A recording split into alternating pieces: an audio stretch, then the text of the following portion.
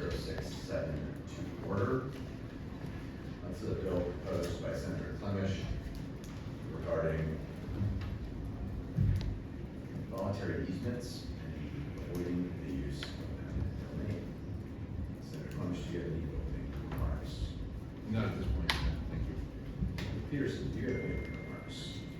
I have a lot of questions after reading the bill and reading public comment, but because there's so many people in the room, I'll let them go first. Very good.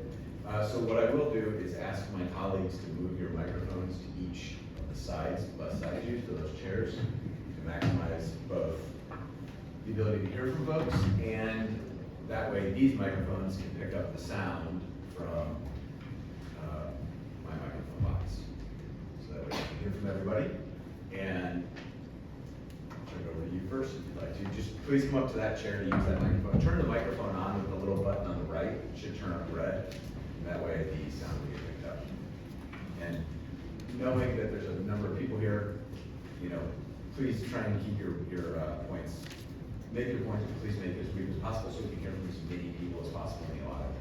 Thank you. And there are also people on Zoom that may want to speak.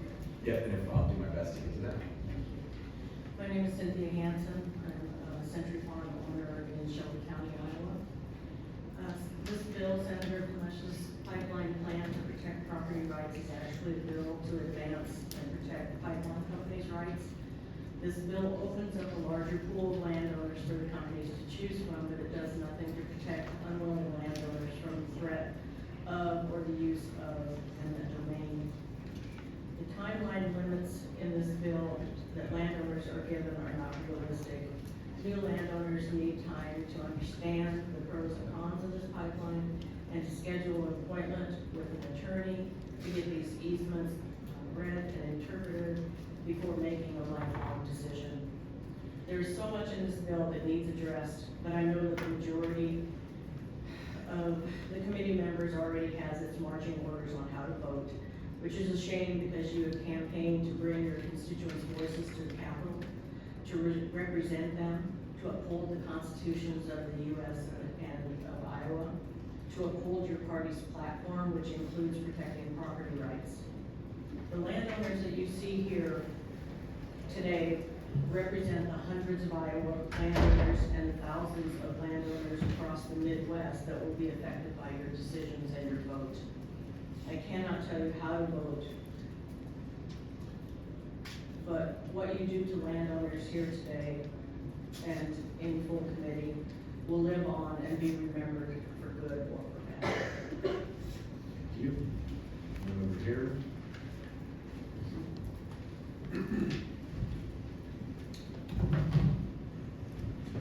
Good morning, Senators.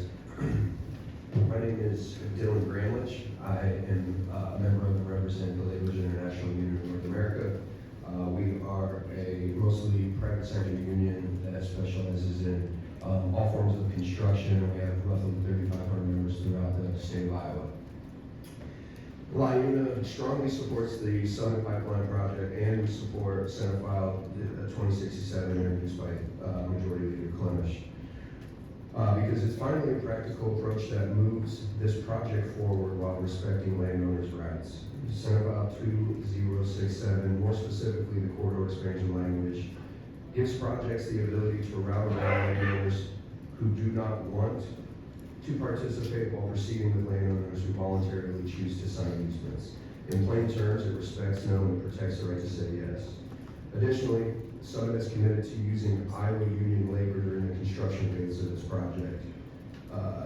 Internal estimates have come out with our members, our trade alone, getting over 2 million man and woman hours out of this project, which is the equivalent of roughly an entire construction season for some of our members.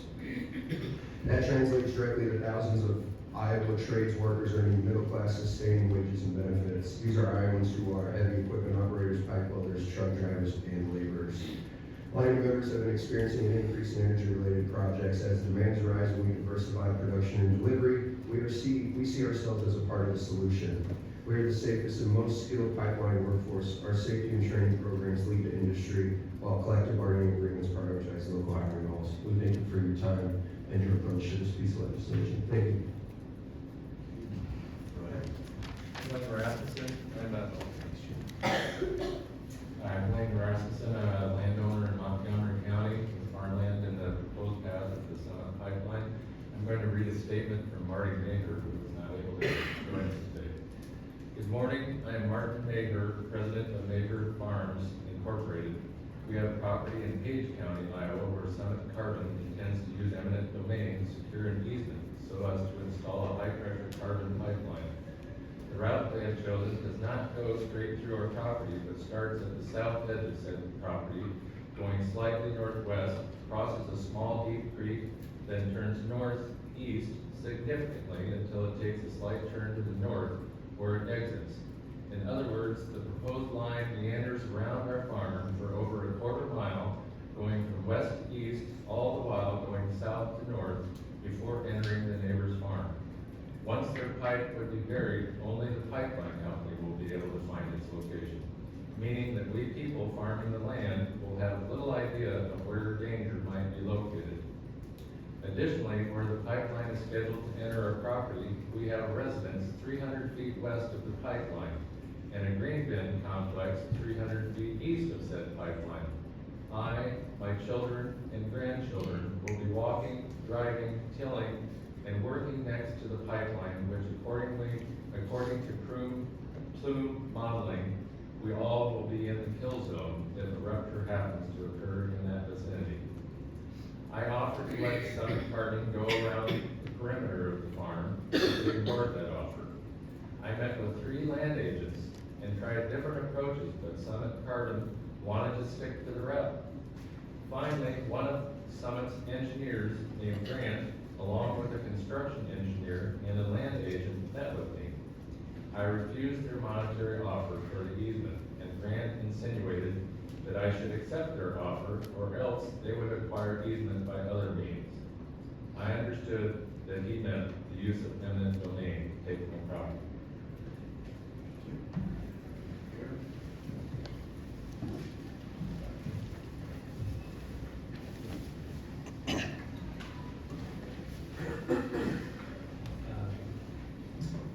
Good morning, members of the subcommittee, Chairman Klimesh, or Chairman Bousselot and Leader Klimesh, and Senator Petersen. Thank you for your time.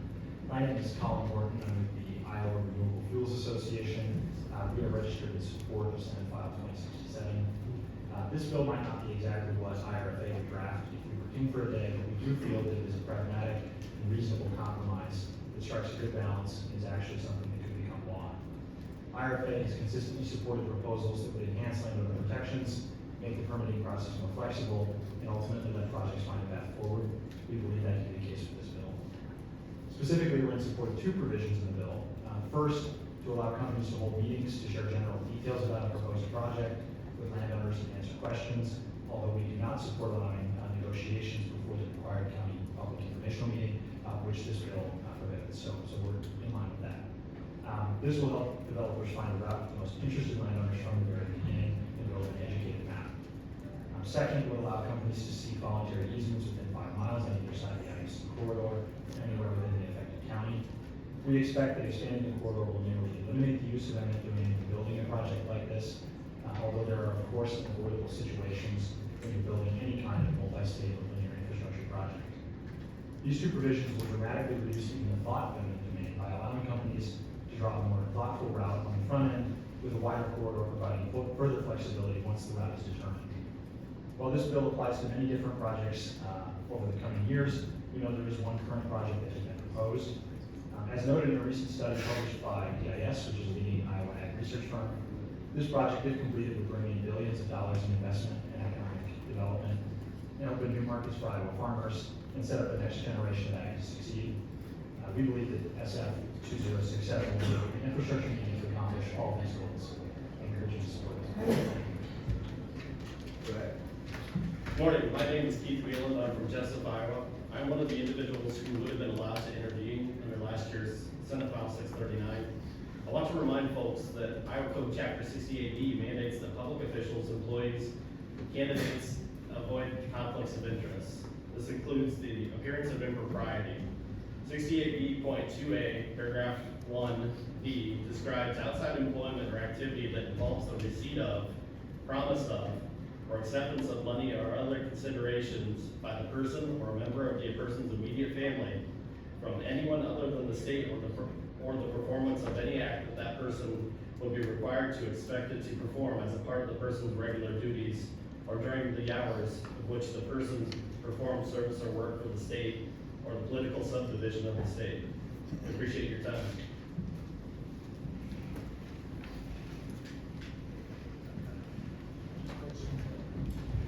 Good morning. Thank you, Senator, for allowing us to speak today. My name is David Belin. I'm with the Iowa Corn Growers Association. We represent over 7,500 family farms across the state. We are registered in support of Senate File 2067. We think that of all the legislation we've seen, this obviously is a good balanced approach that our membership has asked for. It is perfect, no, but I think this is a great starting point for our members. I would like to highlight that right now, I think everybody's seen the struggles that corn growers are having across the state and across the country. Our membership's been pretty clear that they're having tough conversations right now with their bankers, with their deciding if they're going to be able to farm next year. And so we need to be able here in Iowa to grow markets and be able to access markets that have that future demand opportunities. I know there's been a lot of discussion if it's needed or not, but right now when the price of corn is below the cost of production, farmers and their family farms are online for potentially never be able to harvest and plant and harvest those fields. So we're hopeful that this will continue and the process will continue. And like I said, we're registered and thankful for at least trying to find another approach. And thank you for your time. Good morning, thanks for this opportunity today. My name is Steve Campbell. I'm a fifth-generation farmer and former supervisor from Shelby County. I'm registered against this bill today, but I'm not against the corridor. I see some opportunities there. What I'm against is the abuse of property rights, and you're not an abuse of eminent domain. We seem to have a double standard here in this state on property rights. Here we have an example of roughly 30% of the ethanol plants in Iowa are not participating in this pipeline. That's free enterprise. That's a business decision. They have a right not to participate for whatever reason they want. Then on the other side, we have 87,000 farmers in Iowa. That's a business. 96% of those 87,000 are family operations, just like I am. But yet, business decision they want to make for their farm, you guys are not acknowledging that. Their property rights.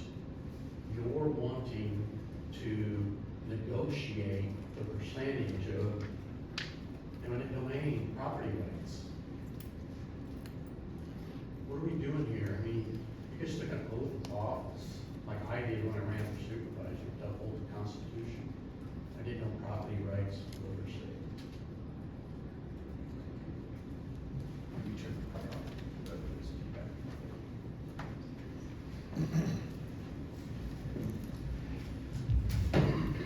Good morning, Jake Ketzner with Summit Carbon Solutions. We're registered undecided on the bill. We thank the leader and his Republican and Democratic colleagues for their continued work on this issue.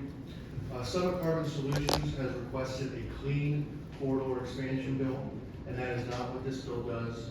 While the bill does expand the corridor, we oppose the parts that create new processes because this will raise costs and extend timelines. Neither of which this project can support at this time. Again, we do thank you for your work on this important issue, and we look forward to continuing to work through this process. I do just want to highlight just a point that was made on the previous speaker on the 30% of ethanol plants that are not participating in this project.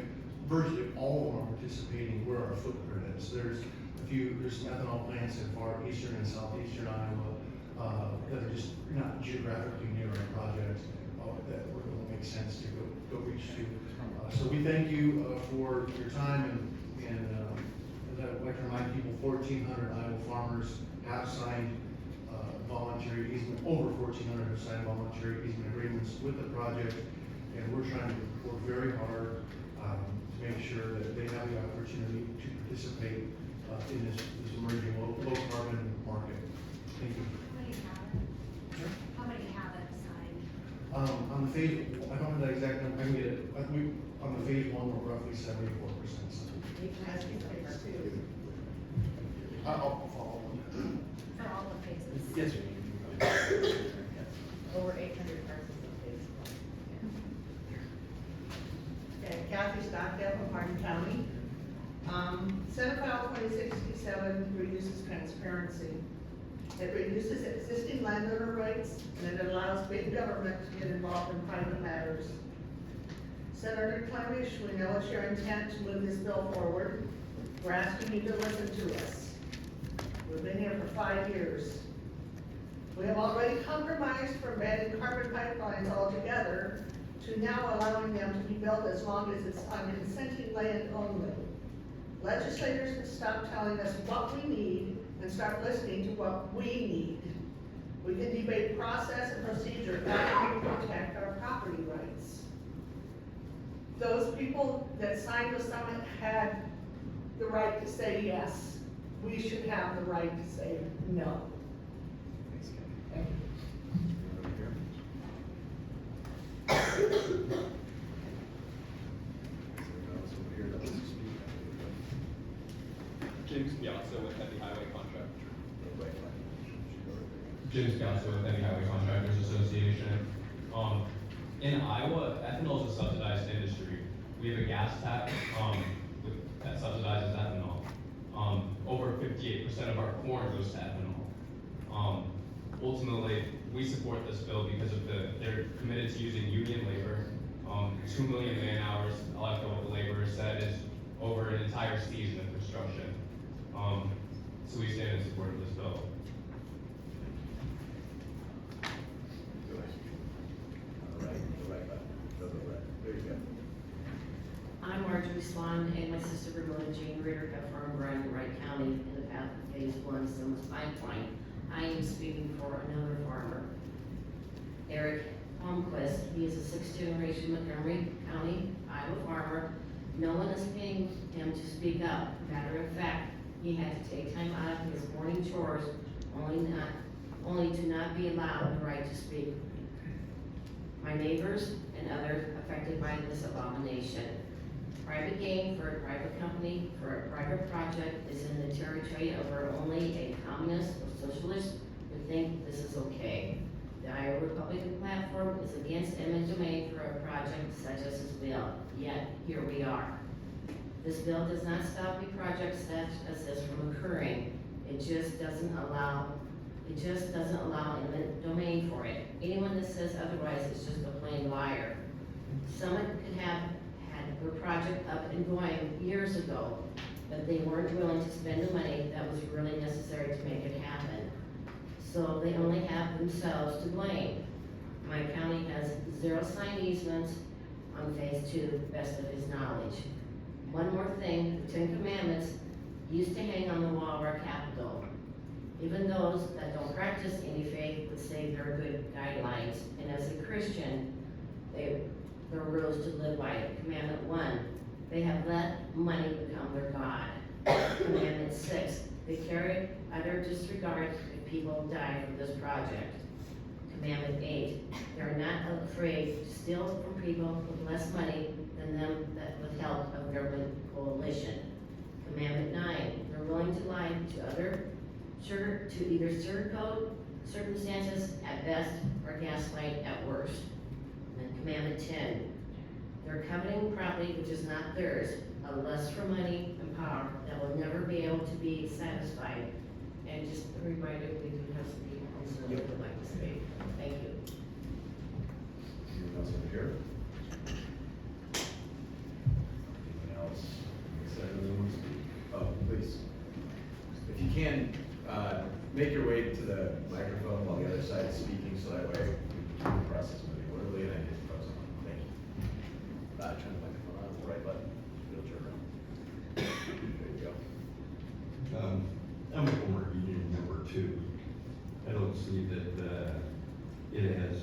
reflect too much influence on this hearing because, pardon? Your name. Oh, sorry, Terry Pierce from West Point, Iowa. Thanks, Terry. I don't live on a farm, I'm an urban dweller, but I have constitutional rights too. And I think to use eminent domain for this purpose is unconstitutional.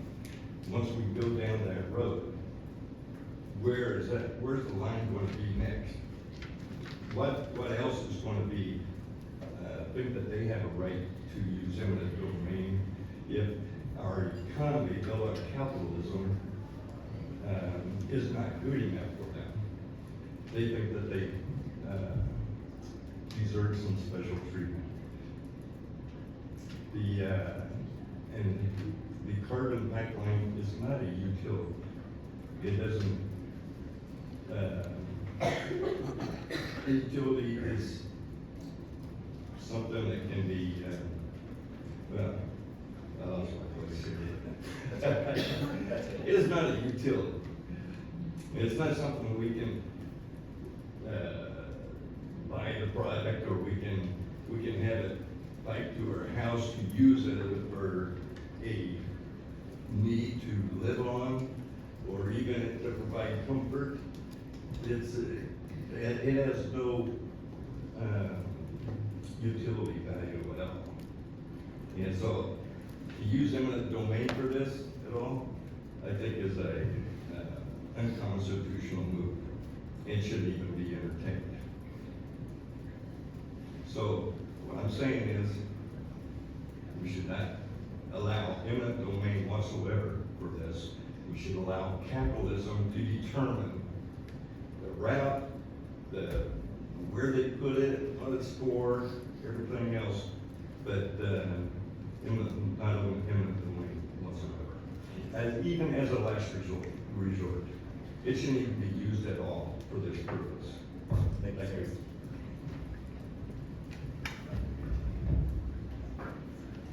Thank you. I'm Wally Taylor. I'm the legal chair of the Iowa chapter of the Sierra Club. And I want to just address one point, and that is the proposed 10-mile corridor in this bill. I think that's a distraction. Currently, there is no corridor set out in the Iowa Code or Utility Commission rules. The pipeline company determines how wide the corridor is. So at this point, some could have a 10-mile corridor, they could have 20 miles, they could have 50 miles. But I suspect they don't want a wide corridor. They don't want to have so many more people opposed to their project. They don't want to have to weave around a wide corridor in order to find voluntary easements. So I think this is just a real distraction in this bill. Apparently someone doesn't even like this bill. I was surprised to hear Mr. Ketzner say that. So I think that should tell you something. Thank you. Well, you guys can take your microphones. Do you want to speak? Yeah, please. This will be our last one, and then I'm gonna go, got 4 hands up online. I'm gonna need, my eyes aren't as good as they used to be. I'm gonna guess on the names, but I'm gonna need some help. Thank you, Senators. My name is Catherine Pollard. I'm here today on behalf of the Iowa Farmers Union. The Farmers Union is fundamentally opposed to the use of eminent domain for private gain. We would also like to point out that Summit has already explored some options about alternative routes to success, and we just don't think this bill ultimately protects property owners. So for that reason, we would ask the subcommittee to not advance it. Thank you very much. All right, so it looks like we have. Julie played. Pardon me? We So, just, yeah. if you would like us to read Thanks, them. I appreciate that. My age is showing. I'm older. It's closer, like the record reflect. So just for the admonition of everyone else online, please raise your hand if you wish to speak. We will then ask you to unmute, and once we ask you to unmute, I'll acknowledge you, and we will go from there. And Julie was the first one that somebody tells me that's the name. I'm gonna believe it. It looks like I can see the J, so we'll ask you to unmute.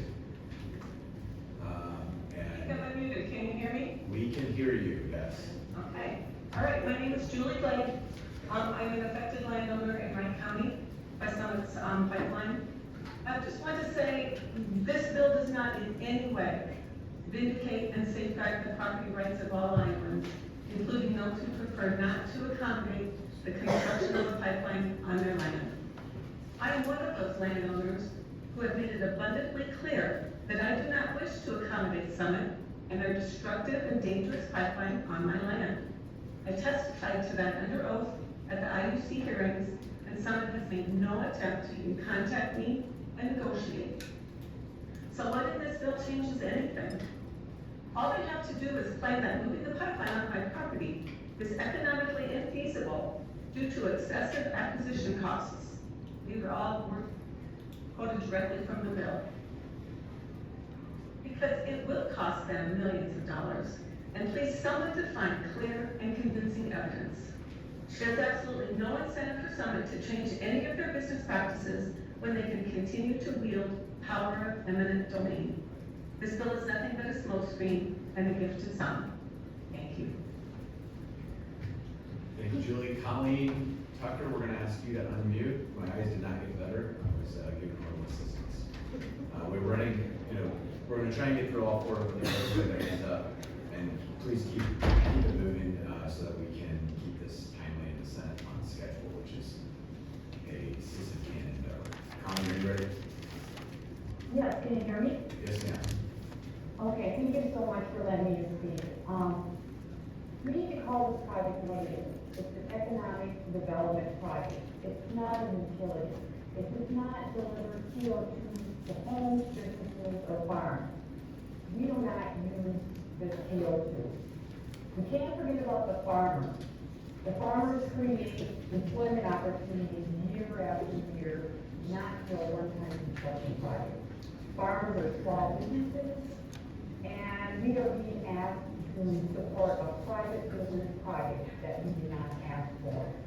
Temporary construction jobs cannot justify the permanent taking of private property. Government is not tasked for picking the winners and losers.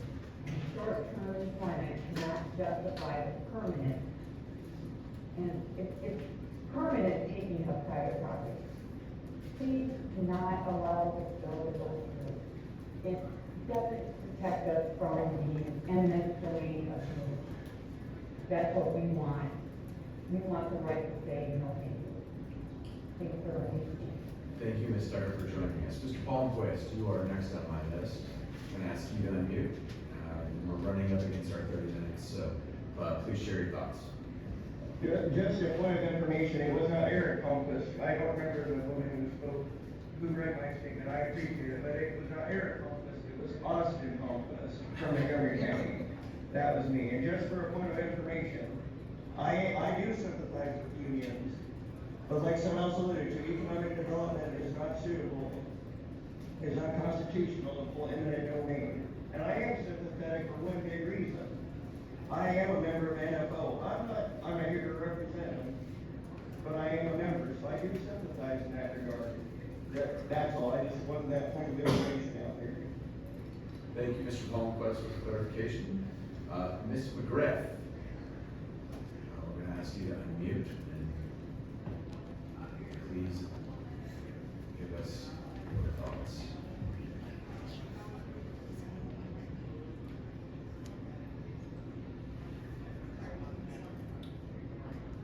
Bear with us, the internet is not as fast as we are. First time through.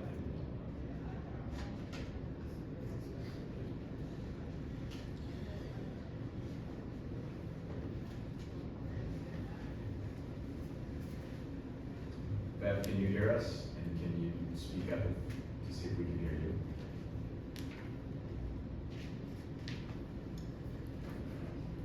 If not, Emma Schmidt. I see it. I could read the Emma. That's what I try. Yeah, that's exactly right.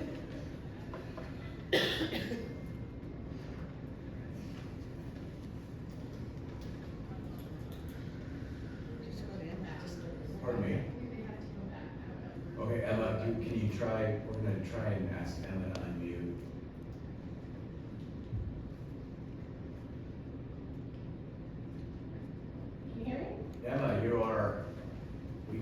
loud and clear. Please, go ahead.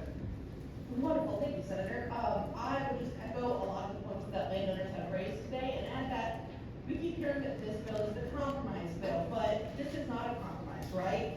It instead would simply expand the amount of islands that can be abused by eminent domain, which is not what we're going for, right? But when we started this entire discussion, our side started at, we don't want carbon pipelines at all. We have compromised and said, okay, we can build a carbon pipeline so long as it is on the land of consenting landowners. What's being offered today in this bill doesn't give us anything. It's not a negotiation because it's not what any landowners are asking for. It's really unfortunate, and I hope that the senators will understand where landowners are coming from and be willing to actually listen to what is being asked of you, to take real action, provide a real solution, which this bill is not it. Because, you know, if you actually believe in the idea that the corridor is the solution to this problem, then you would all at the same time support no eminent domain for carbon pipelines, because you wouldn't need eminent domain if the corridor is the real solution. So at the end of the day, I hope you will take the time to truly listen to islands instead of telling us what you think we need. Thank you. Thank you, Emma. So we started a few minutes late. We've gone a few minutes over, so I'm going to go to closing remarks from my colleagues, and I'll first give the floor to Senator Petersen. Thank you, Mr. Chair. I am not planning to support the legislation today. I want to thank everybody for your time this week for a very unusual process on the legislation that we have before us this year. Some of my main concerns with the legislation deal with the things that have been brought forward, that it actually expands the opportunity for a corporation to use eminent domain and countywide in the project region. It also appears to be very lopsided in favor of the corporation over landowners, not only landowners, but also Iowans in general. And one of my biggest concerns in the bill is on page 6, line 12 through 14, that says all of the data in the filing made under paragraph E shall be held confidential and should not be subject to disclosure in response to a request under Iowa's open records request. And I simply have just completely disagree with that information being withheld, not only from landowners, but from Iowans, from the media, in favor of the corporation.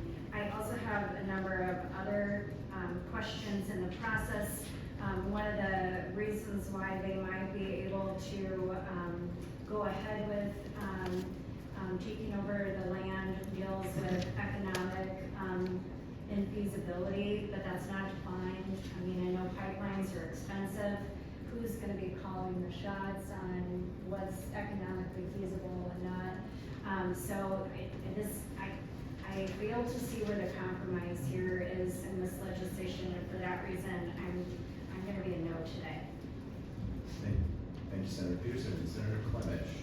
Thank you, Mr. Chairman. Well, to answer a couple of questions that Senator Petersen brought up, the confidentiality part was actually built in to protect landowners themselves by their information as part of the negotiations and conversations when they were contacted to potentially find a voluntary easement. It wasn't protecting any of the landowners. That's how that's structured. And that, if you read above it, I think you can see it's all linked together, Senator. Economic feasibility, to answer your question on that too. So who makes the determination? The way the bill is structured is, and again, I've been saying this from day one, the way the bill is structured is prior to them even going to request the authority to utilize eminent domain, they have to prove to the IUC that they've exhausted all potential voluntary easement partners in the corridor. I've heard some stuff in the chamber today, or in the hearing today. This does not expand. This bill does not expand the number of folks in the state of Iowa that would be impacted by eminent domain. Actually, it does the other thing. It ensures that if you encounter a landowner that does not wish to have a conversation or enter into a voluntary easement agreement with the company building the infrastructure. And again, we need to talk about perspective. This exists in code section 479B. So what does 479B encompass, right? It encompasses this list of hazardous liquid materials. So it encompasses crude oil, refined petroleum products, liquefied petroleum gases, and hydrous ammonia, liquid fertilizers, liquefied carbon dioxide, alcohols, and coal slurries. So having this liquid pipeline section of the Iowa Code, while our conversation is specifically being targeted here today on carbon sequestration pipeline, this bill provides remedies for all those sort of pipeline infrastructure projects. The nexus for our conversation here actually starts with Dakota Access Pipeline, right? It was built in northwest Iowa, and it traveled 200 miles or so, and it led to a Supreme Court case challenging the ability to utilize eminent domain. So as we look at this, not looking at it in a vacuum is important from my perspective, looking at finding solutions for all the hazards of the pipelines, and give the power back to the landowners to have the ability to say no, and give the power to the pipeline companies building that infrastructure, the ability to find voluntary easements of willing landowners outside the notice corridor. That's what this bill does. This bill does not expand in that voluntary easement corridor, which is what it's called in the bill, voluntary easement corridor, does not expand the ability for those companies to realize eminent domain. They have to find voluntary easement paths around folks that don't engage in conversation or, benefit financially, monetarily from that easement. But it allows those companies to find landowners that want to benefit financially from that easement and have the ability to stitch together voluntary easement corridors to build infrastructure. This is not a new idea. Iowa, I firmly believe we've regulated ourselves into this position by limiting access to the notice corridor only, right? Other states either have no notice corridor provisions or they allow variations from the corridor to do just what this bill does, find willing participants and landowners to engage in voluntary easements with. Again, I've referenced this project numerous times. Pipeline was built through Kansas and Colorado, delivering jet fuel to Denver International Airport, about 240 miles of pipe. That pipeline was constructed in those two states that have similar regulatory requirements this bill creates, and they used eminent domain 0 times. And we've had a lot of conversations in this Capitol over the last 4 years about potential solutions. And I'm going to refer back to what was Senate File 2897 introduced 2 years ago. The House file component was also introduced at that point in time, passed out of the House, sent over to the Senate, and that bill created a 90% threshold. What that bill did was it said once a pipeline company achieved 90% voluntary easements, they were able to utilize eminent domain across the last 10% of those parcels, right? And again, what you're doing there is you are simply saying those 10% of folks, it's okay to eminent domain them. It's okay to roll right over them. The bill that's in front of us today does not do that. The bill that's in front of us today requires those pipeline companies to continue to seek voluntary easements in the voluntary easement corridor. So it adds additional protections. The bill also puts the keys for the conversations in the hand of landowners. You have the right to say no. If a landman comes to your door and you don't talk to him anymore, you tell them no. You have the right to say that. They can't contact you. They can offer to contact you by phone, by a certified letter, by mail. And then you have the ability to restart those negotiations if you change your mind. Again, we're putting those keys back in the hand of landowners. At the end of the day, the economic impact of this project, I've heard this conversations, and I've been really clear in my messaging. CO2 has been used for enhanced oil recovery in this country for over 20 years. There are right now over 200 billion barrels of oil that can be recovered in this country in states like Wyoming, North Dakota, Texas, Permian Basin. Wyoming has about 3 billion barrels alone. So the ability for this product to open up additional low carbon ethanol markets for Iowa's farmers, which we've heard today are struggling, and additional markets for enhanced oil recovery, which aligns ourselves with President Trump's goals for energy dominance in this country, I think are essential to Iowa farmers. We raised a record number of bushels of corn this last year. Iowa farmers need to find additional access to markets. This bill protects property owners' rights. It allows property owners to exercise their property owners' rights if they wish to enter into a voluntary easement.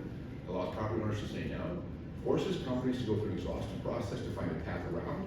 It allows the IUC at the end to make that determination whether the pipeline company has exhausted all those potential options. I see this as an extension from conversations we've had under the dome here for the last 4 years. This bill, again, not unique to Iowa. This methodology, this approach is not unique to Iowa, but it provides us a solution and a path forward. I'll be signing off to advance this bill today. Thank you. Thanks, Senator Klimesh. First, I want to thank everyone who joined us today. Thank you for coming. Thank you for sharing your input on this piece of legislation. I want to thank the folks online as well.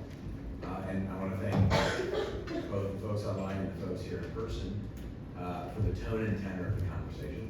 I've said it before, but I think it bears repeating, that I am incredibly appreciative of the process that is involved legislatively, but especially appreciative of the way the debate has me personally, I won't speak to my colleagues, but to me personally. When I first started around the Iowa legislature, a mentor of mine admonished me for my lack of patience. And he said, Michael, oftentimes great ideas in this building, the first year, they don't even make it out of committee. The second year, they don't even make it out of a chamber. The third year, you might make it out of one chamber, but not two. Fourth year, you start to get somewhere. And after about 5 years, when that same bill that was proposed 5 years ago passes, everyone looks at one another and says, why the heck didn't we do this 5 years ago? The process legislatively is meant to take time. It's meant to be thoughtful, collaborative, which I think today's subcommittee has been. And it's meant to, and I shared this with some colleagues of mine the other day. I was honored to read a prayer for the Iowa Senate, and I shared the first chapter of James in that prayer, where they talk about trials and tribulations. To not look at trials and tribulations as an obstacle, but as something that is going to build you in your faith. And the trials and tribulations are part of the legislative process. This subcommittee today is another step in the legislative process. And I am pleased to be working with people and to be working on a bill, but we're working on a bill with people who would rather do something than be somebody. It is my fervent hope and desire that we get something done this session. For the number of years that I've worked on this, I've only worked on it for 2 years as chairman of commerce, and in both of those years, we've had subcommittees and moved bills out of committee and allowed that process, the legislative process, which I treasure, to work. And I've learned about the issue, and as we heard today from folks on both sides, the nature of the debate around this issue has changed. There's been times where the conversation is focused on safety. There's been times where it's focused on it's my land, and I want to do what I want to do. There's been times where the conversation is focused on not having any eminent domain for private gain. As we've heard today, much of the debate from folks is focused on one type of project. And the bills that have come over, or a lot of the proposals, have not been about, have been more focused rather on killing or not allowing the same rights for one type of project versus others. And they've done it because they don't like the project as a whole. That's fair. They've done it because they disagree with federal policy. That's fair. They've done it because they don't want the Supreme Court to have judicial review over whether or not something is a utility. Again, entirely fair. From my perspective, this is a bill that is meant to do something. It is meant to avoid and to end the use of eminent domain, and it is meant to strengthen private property rights. As we've heard from both sides, is the bill perfect? I won't ask Senator Klimesh to yield and give us his opinion, but I believe that as part of the legislative process, there will still be work done on this bill. This is one step in that process. We've heard from the public today. I believe we need to get something done. And for that reason, I am proud to sign off on this bill and to keep the legislative process moving. And with that, I will conclude the subcommittee for Senate File 2067 and thank everyone, my colleagues.